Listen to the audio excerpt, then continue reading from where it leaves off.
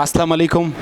वालेकुम अस्सलाम। सबसे पहले तो हम आपका बहुत शुक्रिया अदा करते हैं कि आप हमारे चैनल में आई हैं, हमारी दावत को आपने कबूल किया है, तो हम आपके बहुत शुक्रगुजार हैं कि आपने कीमती वक्त निकाल कर हमारी स्टूडियो में आई हैं।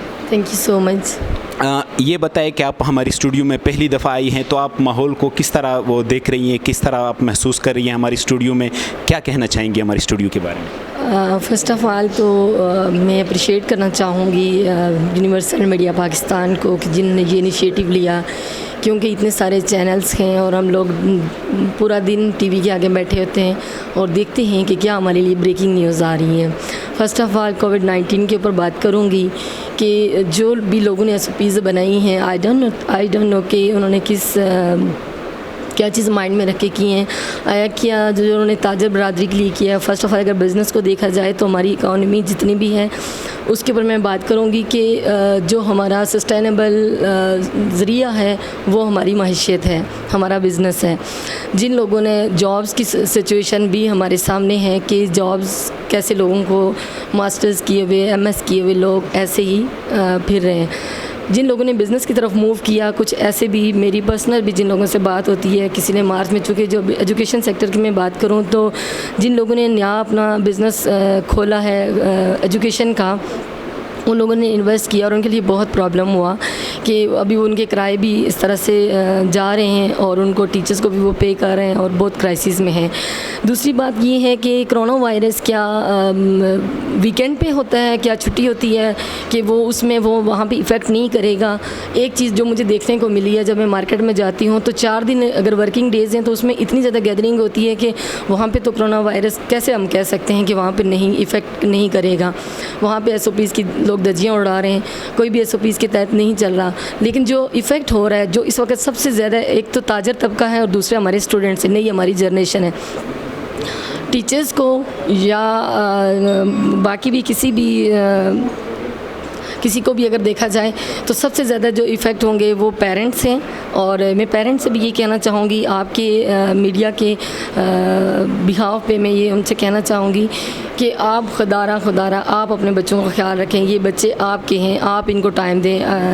किसी और को कोई टेंशन नहीं है, ना टीचर्स को है, ना स्कूल को है, ना गवर्नमेंट को है, ना किसी पॉपुलेशन को है। अगर इफ़ेक्ट करेगा तो वो आपका बच्चा होगा। लेकिन आज अगर आप बच्चे पे जुल्म कर रहे हैं, 5 महीने हो गए, टीवी में बताया जा रहा होता है कि 3 माह हो गए, वह कहाँ पे 3 माह हो गए, इतना सारा टाइम हो गया है, 5 माह हो गए, अभी भी 2.5 महीने मज़ीद इनको वेट करना पड़ेगा।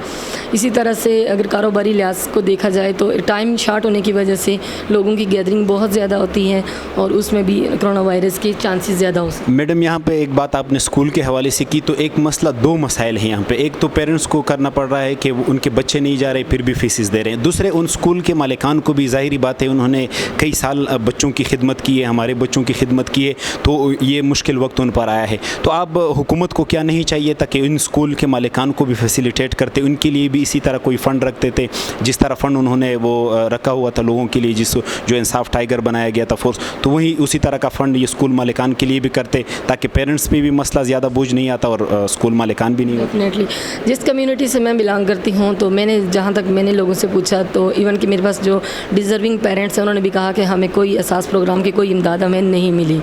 स्कूल मालिकान को भी चाहिए कि वो कोऑपरेट करे, क्योंकि कुछ पेरेंट्स ऐसे भी हैं, कुछ क्या मैं कहती हूँ कि इस दौर में बहुत ही मुश्किल है कि फ़ीस लेना, क्योंकि पेरेंट्स का आगे सवाल जब हम करते हैं कि फ़ीस सबमिट करवाएं तो वो यही कहते हैं कि स्कूल तो बंद हैं और रिलीफ भी है कि मालिकान जो है वो किराए आपको माफ़ करें, तो हम किस मद में फ़ीस दें। तो इस हवाले से फ़ीस भी, अगर मैं अपने इदारे की बात करूँ तो वहाँ पे कोई फ़ीस नहीं दे रहा, 1% 2% भी नहीं दे रहा। इसकी रीज़न ये है कि मेरे 2 इदारे थे और 2 इदारे में से मैंने कल ही अपने एक इदारे को वाइंड अप किया है, क्योंकि जब मैंने कल का जो आर्डर आया है कि आपने सितंबर में खोल लें, और वो भी हेल्थ को आप मद्देनज़र रखते हुए, शफ़क़त साहब ने जब बात की कि अगर हम देखेंगे कि हेल्थ मुतासर हो रही है तो फिर भी उस पर हम नज़रसानी करेंगे। इट्स मीन कि वे नॉट श्योर कि इस साल इदारे खुल पाएंगे, तो बजाय इसके कि हमारे पास जो इन्वेस्टमेंट थी वो हमने सारी कुछ पहले लगा दी और कुछ अभी इस कोरोना वायरस की वजह से हम लगा रहे हैं, तो फिर इतना मुश्किल होता है लगाना। और हुकूमत से ये भी कहना चाहूँगी कि ज़ाहिर सी बात है, मालिकान को भी कुछ उनके लिए भी कुछ SOPs जारी करें कि वो, क्योंकि बहुत सारे इदारे बंद हो जाएंगे इस वजह से, ना सिर्फ तालीमी इदारे बल्कि बहुत सारे और ऑफिस वगैरह भी वो बंद होने का ख़दशा है और इसकी वजह से बेरोज़गारी बहुत बढ़ेगी। नाजरीन, थाईलैंड में हमने पिछले हफ्ते सुना था कि उसमें एक दिन के लिए भी स्कूल बंद नहीं किए गए। वहाँ पर ऐसे तरीक़ाकार बनाया गया है कि एसओपीज़ का भी ख्याल रखा जा रहा है और स्टूडेंट को दूर दूर बैठा दिया गया है। तो ये ही हालात अगर हमारे मुल्क में बहुत ज़्यादा जो है ना काबिल लोग होते तो वो भी हमारे लिए भी इसी तरह का बना लेते। बहुत शुक्रिया, आपने हमें वक्त दिया। Thank you so much. Thank you.